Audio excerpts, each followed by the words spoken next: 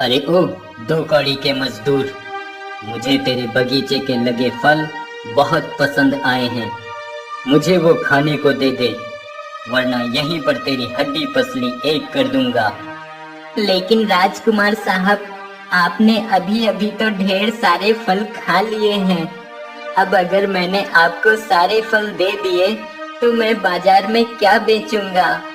मैं एक गरीब मजदूर हूँ और मैं बाजार में जाकर इसी पेड़ पर लगे हुए फल बेचता हूँ। राजकुमार, मेरा बस यही एक कमाई का जरिया है। कृपया आप मुझे माफ कर दीजिए। तेरी इतनी हिम्मत, तू मुझे फल देने से इनकार करेगा? सैनिकों, इसके इस पेड़ को ही काट दो, जाओ। लेकिन राजकुमार साहब, ऐसा करना उचित नहीं। अब तुम जैसे सैनिक मुझे ये बताएंगे कि क्या करना सही है और क्या करना गलत। जाओ और मेरे दिए हुए आदेश का पालन करो, मूर्ख कहीं के। नहीं राजकुमार साहब, ऐसा मत कीजिए, ऐसा मत कीजिए राजकुमार। ये पेड़ मेरे दादाजी की धरोहर है, इसे मत काटिए।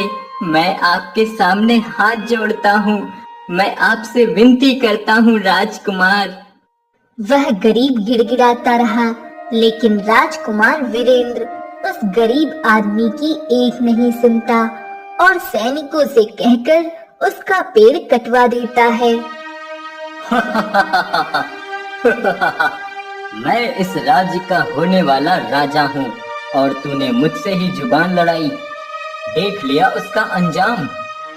गांव वालों, कान खोल कर सुन लो सब। मुझसे जो भी जुबान लड़ाएगा या कोई मेरी बात नहीं मानेगा, उसका भी यही हश्र होगा। इसका तो सिर्फ पेड़ ही कटा है। अब अगर किसी और ने मुझसे टकराने की हिम्मत की तो उसका अंजाम वो खुद भुगतेगा। और सैनिकों, सुन लो तुम लोग भी, खबरदार, अगर पिताजी को इस सब के बारे में भनक भी पड़ी तो, और अगर वो घोंचू गरीब आदमी पिताजी के पास मेरी शिकायत करने आया तो उसे उल्टे पांव दरबार के बाहर से ही लौटा देना, वरना तुम सैनिकों को भी हमेशा हमेशा के लिए राजमहल से बाहर निकलवा दूंगा। जी राजकुमार साहब। मनोहर भाई, रो मत। अब रोने से क्या होगा? पेड़ तो वापस नहीं आएगा, लेकिन तुम देखना, इस घमंडी राजकुमार को एक ना एक दिन इसके किए कर्मों का फल जरूर मिलेगा।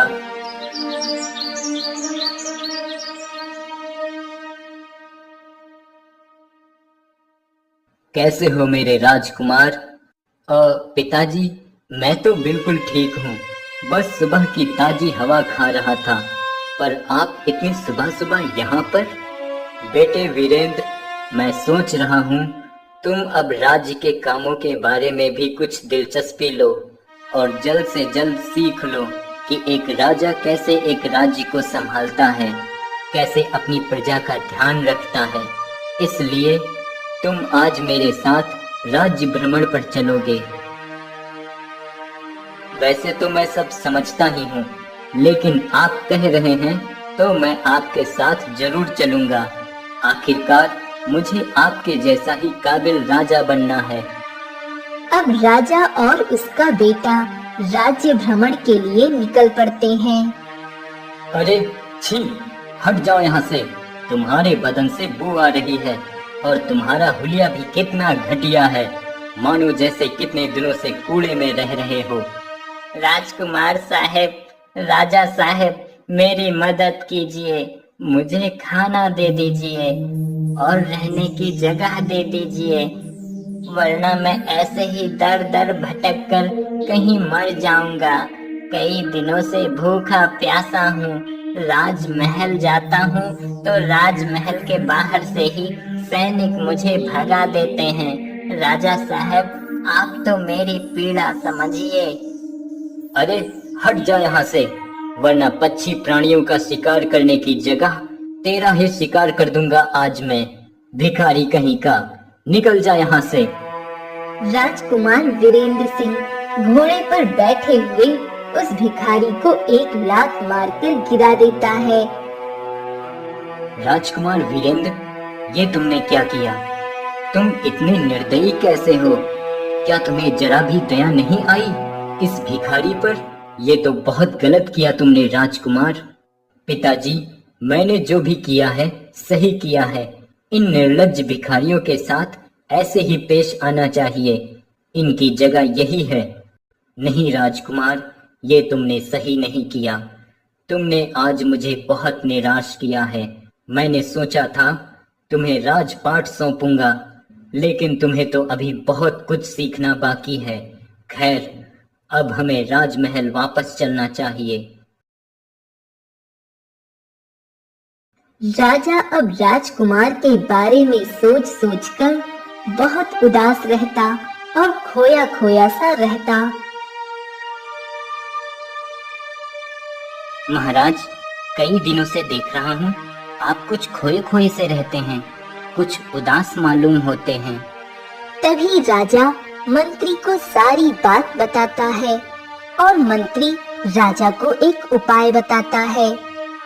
राजकुमार वीरेंद्र, जैसा कि तुम जानते हो कि तुम एक राजा बनने वाले हो, लेकिन राजा बनने से पहले तुम्हें एक अधूरा कार्य पूरा करना होगा। अधूरा कार्य? कैसा अधूरा कार्य पिताजी? बेटा, तुम्हें ढींगरा जंगल में जाना होगा।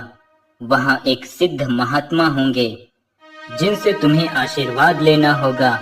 उसके बाद ही तुम्हारा राज तिलक हो सकेगा, वरना तुम राजा नहीं बन सकते। क्या? पर ऐसा क्यों? मुझे किसी महात्मा से आशीर्वाद लेने में कोई समस्या नहीं है, पर ये सब क्यों? बेटा, ये हमारी पुरानी परंपरा है। मेरे पिताजी ने भी उनसे आशीर्वाद लिया था और फिर उन्होंने मुझे भी उनके पास भेजा था, और अब तुम्हारी बारी है उनसे आशीर्वाद लेने की। ठीक है पिताजी, अगर ऐसी बात है तो मैं ढींगरा जंगल जरूर जाऊंगा। राजा के कहने पर अब राजकुमार वीरेंद्र ढींगरा जंगल की ओर निकल जाता है। तभी रास्ते में उसे एक बूढ़ा व्यक्ति मिलता है। बेटा, बेटा, मेरी मदद करो, मेरी मदद करो बेटा। ए बुढ़े, हट जा मेरे रास्ते से। पर बेटा, मेरी बात तो सुनो बेटा। मुझे कुछ नहीं सुनना, समझे? अब हट जाओ मेरे रास्ते से, भिखारी कहीं के। राजकुमार वीरेंद्र उस बुढ़े की बात नहीं सुनता और वहाँ से आगे की ओर निकल पड़ता है। यही है वो ढींगरा जंगल जहाँ वो महात्मा जी रहते हैं। पर वो कहाँ होंगे? मैं उन्हें कैसे ढूंढूं? सुबह से शाम हो गई मुझे यहाँ आते आते, और थकान भी बहुत हो रही है। मुझे लगता है अब मुझे यहीं थोड़ा आराम कर लेना चाहिए। फिर सुबह देखता हूँ वो महात्मा जी कहाँ मिलेंगे। अब राजकुमार वीरेंद्र एक पेड़ की छांव में सो जाता है।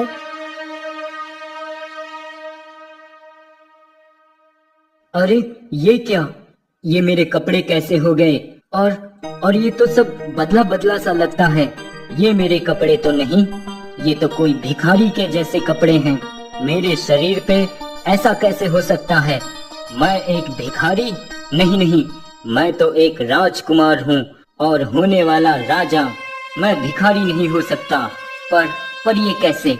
मैं तो रात में सोया था, तब तो मेरे कपड़े और मैं बिल्कुल ठीक था, लेकिन सुबह उठते ही ये कैसा रूप हो गया है मेरा। और मेरा घोड़ा कहाँ चला गया? लगता है इस जंगल में जरूर कोई भूत प्रेत की आत्मा है जिसने मुझे भिखारी बना दिया है और मेरे घोड़े को भी गायब कर दिया है। मुझे यहाँ से जाना होगा। अब राजकुमार वीरेंद्र उस जंगल से वापस अपने महल में आ जाता है और जैसे ही वह महल के द्वार से अंदर जाने लगता है, तभी द्वारपाल उसे अंदर नहीं जाने देते। अरे अरे, ए भिखारी, कहाँ अंदर घुसे जा रहा है? चल निकल बाहर। ए द्वारपाल, तूने मुझे अंदर जाने से रोका? मुझसे ऊंची आवाज में बोला, तू जानता नहीं मैं कौन हूँ? अरे अरे, अब तो भिखारियों को भी गुस्सा आता है। हाँ भाई, जानता हूँ तू कौन है। तू एक भिखारी है और मैं तुझे अंदर नहीं जाने दूंगा। तभी दोनों द्वारपाल हंसने लगते हैं। अरे अब क्या करूं? ये दोनों द्वारपाल तो मुझे एक भिखारी समझ रहे हैं और मुझे अंदर भी नहीं जाने दे रहे। मुझे इनसे अच्छे से बात करनी चाहिए ताकि ये मुझे अंदर जाने दें। द्वारपाल जी, कृपया आप मुझे अंदर जाने दें। मुझे महाराज ने ही आदेश देकर बुलवाया था, इसलिए मैं उनके ही आदेश पे उनसे मिलने आया हूँ। अगर आप मुझे नहीं जाने दे रहे तो कोई बात नहीं, मैं वापस चला जाता हूँ। और फिर जब महाराज मुझसे ना आने का कारण पूछेंगे तो मैं कह दूंगा कि मैं तो आया था, पर आप दोनों ने मुझे राजमहल के अंदर ही नहीं जाने दिया। अरे ये तो कह रहा है इसे महाराज ने बुलाया था और इसको हमने नहीं जाने दिया तो ये सब महाराज को बता देगा। हाँ, तुम सही कह रहे हो, हम इसे अंदर जाने देते हैं। हाँ, जाने देते हैं। अब वह द्वारपाल राजकुमार वीरेंद्र को अंदर जाने की अनुमति दे देते हैं।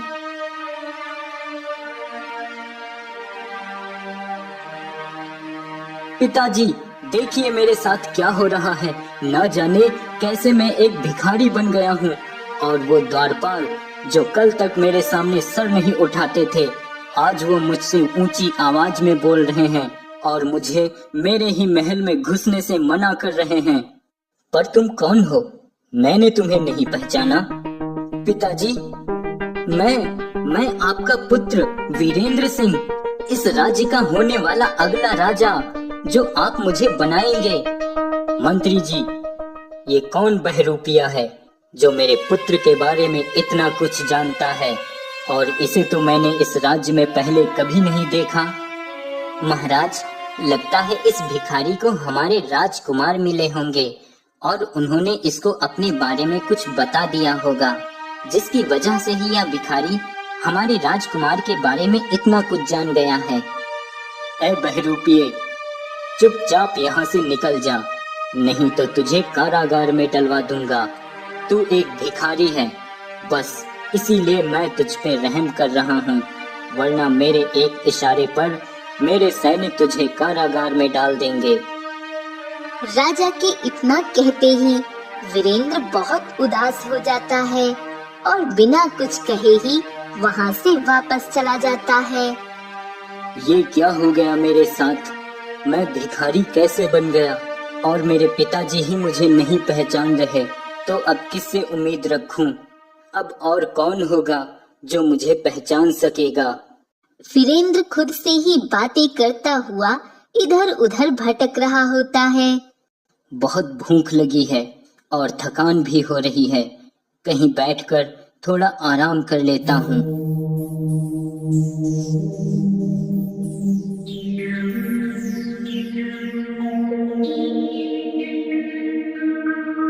अरे अरे, एक और भिखारी देख लिया। लगता है आज मेरा काम होने वाला नहीं है। इन भिखारियों की शक्ल देख लेता हूँ तो सारे काम बिगड़ जाते हैं। पता नहीं ये भिखारी कहाँ से चले आते हैं।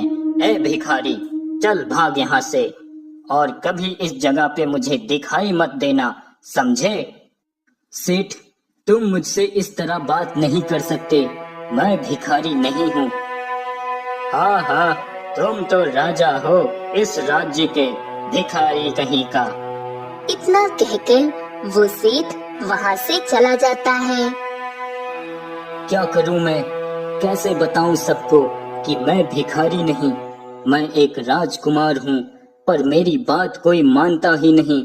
लगता है अब मुझे भिखारी बनकर ही रहना पड़ेगा।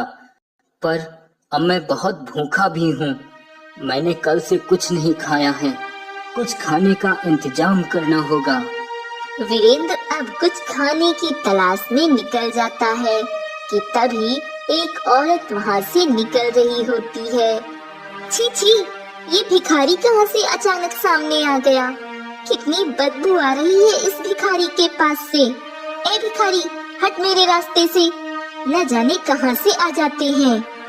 उस औरत की बात सुनकर वीरेंद्र को अब बहुत दुख होता है और वह सोच में पड़ जाता है। शायद ये सब मेरे कर्मों का फल मिल रहा है मुझे। मैंने भी उस शख्स का बहुत निरादर किया था, तब मुझे पता नहीं था कि हर इंसान की इज्जत होती है और किसी को धुतकारने का किसी को भी हक नहीं होता। तभी वहाँ उसे वही भिखारी आता हुआ दिखाई देता है। अरे तुम कौन हो और यहाँ इस राज्य में तुम्हें पहले कभी नहीं देखा? हाँ, मैं इस राज्य में अभी कुछ दिन पहले ही आया हूँ। तो तुम कहाँ रहते हो? तुम्हारा घर कहाँ है? मेरा घर कहीं नहीं है और जहाँ मेरा घर है भी वहाँ मुझे कोई पहचानता ही नहीं। बस इधर उधर भटक रहा हूँ। अरे तो तुम मेरे साथ चलो, मेरा अपना घर है। हाँ, बस वो छोटा सा ही है।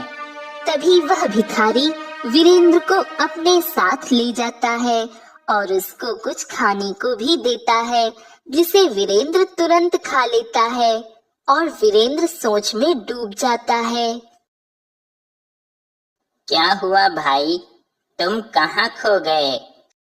कुछ नहीं, बस ऐसे ही। मैं तुमसे एक बात कहूँ? हाँ हाँ, कहो। मैंने तुम्हें बहुत कष्ट दिए हैं, तुम्हें परेशान किया है, मुझे माफ करना। नहीं नहीं, तुमने मुझे कोई कष्ट नहीं दिया है और मैंने तो तुम्हारी मदद इसलिए की है कि तुम्हारा कोई और सहारा नहीं है, और अगर मैं भी तुम्हें दूसरों की तरह धुतकार देता तो तुम टूट जाते, क्योंकि मेरे साथ भी ऐसे ही अक्सर कभी कभी होता है। कोई साहब मुझे गालियां देकर चले जाते हैं तो कभी कोई राजकुमार मुझे मारकर धुतकार कर चले जाते हैं। किसी को मुझसे बदबू आती है तो कोई मुझे देखना नहीं चाहता, क्योंकि कई बार कुछ लोग अक्सर हमें मनहूस समझते हैं। लेकिन मैं क्या कर सकता हूँ, मैं एक भिखारी हूँ, इसलिए मैं कुछ नहीं कर सकता हूँ। भिखारी की बातें सुनकर वीरेंद्र की आंखों में आंसू आ जाते हैं और वह कहता है, मैं जानता हूँ तुम्हें बहुत लोग धुतकारते हैं और भला बुरा भी कहते हैं, लेकिन तुम याद रखना, जिस राजकुमार ने तुम्हें धुतकारा है और कष्ट दिए हैं, वह राजकुमार एक दिन तुमसे माफी जरूर मांगेगा। अच्छा मेरे दोस्त, अब मुझे जाना होगा, मुझे बहुत जरूरी काम पूरा करना है। वीरेंद्र अब फिर से उसी जंगल की ओर निकल जाता है जहां उसको उसके पिता ने भेजा था। अरे ये कौन है? लगता है ये तो बेहोश हो गया है, मुझे जल्दी ही कुछ करना होगा। सुनिए, कौन है आप और आपको क्या हुआ है? मुझे बहुत प्यास लगी है, मुझे पानी दो। हाँ हाँ, मैं अभी पानी लाता हूँ। तभी वीरेंद्र जल्दी से एक नदी से जाकर थोड़ा पानी लेकर आता है और उस लकड़हारे को पिला देता है, जिससे वो उठकर खड़ा हो जाता है। तुम्हारा बहुत बहुत धन्यवाद, तुमने मुझे पानी पिलाया, वरना आज पता नहीं क्या होता। अब वीरेंद्र वहाँ से आगे की ओर निकल पड़ता है और खुद से कहते हुए चलता है, इतने दिनों से मैं अहंकार में जी रहा था और कभी किसी की मदद नहीं की मैंने, पर आज उस लकड़हारे की मदद कर उसे पानी पिलाया, तब आज मुझे एहसास हुआ है कि जीवन के असल मायने क्या हैं, और आज किसी की मदद करके मुझे कितना सुकून मिल रहा है। ऐसा सुकून मैंने कभी महसूस नहीं किया था। अब चाहे कुछ भी हो, चाहे मुझे पूरा जीवन भिखारी बनकर ही क्यों ना गुजारना पड़े, पर अब मुझे कोई फर्क नहीं पड़ता। अब मैं खुद को बदलकर एक अच्छा इंसान बनकर जीवन जीऊंगा। तभी वह और आगे जाता है और उसे जंगल में एक आश्रम दिखाई देता है। क्या ये वही महात्मा का आश्रम तो नहीं जहाँ मुझे मेरे पिताजी ने भेजा है? तभी वीरेंद्र जाकर साधु महात्मा को शीश झुकाकर नमन करता है। कौन हो तुम और यहाँ इस घने जंगल में क्यों आए हो? महात्मा जी, मैं क्या बताऊं कि मैं कौन हूँ। बस मैं तो एक मामूली सा भिखारी हूँ और इधर से गुजर रहा था तो आपके आश्रम पर नजर पड़ी तो आपसे आशीर्वाद लेने चला आया। ठीक है, तुम आज रात यहीं आश्रम में ही ठहर जाओ और सुबह मैं तुम्हें जरूर आशीर्वाद दूंगा। अब वीरेंद्र उसी आश्रम में रात को ठहर जाता है और रात होते ही गहरी नींद में सो जाता है। जैसे ही सुबह उसकी आंख खुलती है तो वह चौंक जाता है। अरे ये क्या, मैं फिर से अपने असली रूप में वापस आ गया। ये सब क्या हो रहा है और ये सब कौन कर रहा है? ऐसा कैसे हो सकता है? तभी वीरेंद्र महात्मा जी के पास आता है। महात्मा जी, ये कैसी माया है जो मेरी समझ में नहीं आ रही है। पहले मैं राजकुमार से एक भिखारी बन गया और आज फिर मैं अपने असली रूप में वापस आ गया हूँ, पर अब मेरे मन में कोई खुशी नहीं है कि मैं फिर से एक राजकुमार बन गया, क्योंकि अब मुझे कोई फर्क नहीं पड़ता कि मैं अमीर हूँ या गरीब। मुझे अब जीवन का सबक मिल चुका है और अब मेरे मन में लालच, क्रोध और अहंकार नहीं। अब तो बस एक शालीनता है मुझ में। आखिरकार तुमने जीवन का सबक ले ही लिया। तभी महात्मा जी राजकुमार वीरेंद्र को आशीर्वाद देते हैं और वह वीरेंद्र के हृदय परिवर्तन से भी प्रसन्न हो जाते हैं। उसके बाद राजकुमार अपने महल में वापस आ जाता है। आओ मेरे राजकुमार, कैसा रहा सफर और महात्मा जी से भेंट कैसी रही? पिताजी, आप बहुत महान हैं। मुझे आपने उन महान साधु महात्मा जी के पास भेजने का निर्णय लिया और मुझे वहां जाने के लिए भेजा। ये मेरे लिए जीवन का सबसे अनमोल समय था, जिसमें मैंने खुद को जाना और दूसरों को भी जाना और असल जीवन के मायने क्या हैं वो भी सीखा। अब राजा अपने बेटे के हृदय परिवर्तन से बहुत खुश हो जाता है। मैं तुम्हारे हृदय परिवर्तन से बहुत खुश हूँ बेटे, और मैं जल्द ही तुम्हें इस राज्य का अगला राजा घोषित करूंगा। राजकुमार, आप यहाँ? अब मैंने क्या किया? मुझसे कोई गलती हो गई है क्या? नहीं मित्र, तुमसे कोई गलती नहीं हुई है। गलती तो मुझसे हुई है, जो मैंने तुम्हें इतना दुख दिया और तुम्हारा अपमान किया। तुम्हें एक कीड़े मकोड़े के समान समझा, जबकि तुम भी सभी की तरह एक इंसान ही हो। बल्कि तुम तो एक नेक दिल इंसान हो। किसी को भी तुम्हारा अपमान करने का कोई अधिकार नहीं है, चाहे वो मैं ही क्यों ना हूँ। क्या तुम मेरी की हुई गलतियों को भुलाकर मुझे माफ करोगे? भिखारी राजकुमार की बातें सुनकर बहुत खुश हो जाता है और वह राजकुमार को माफ कर देता है और राजकुमार अब वापस राजमहल लौट जाता है।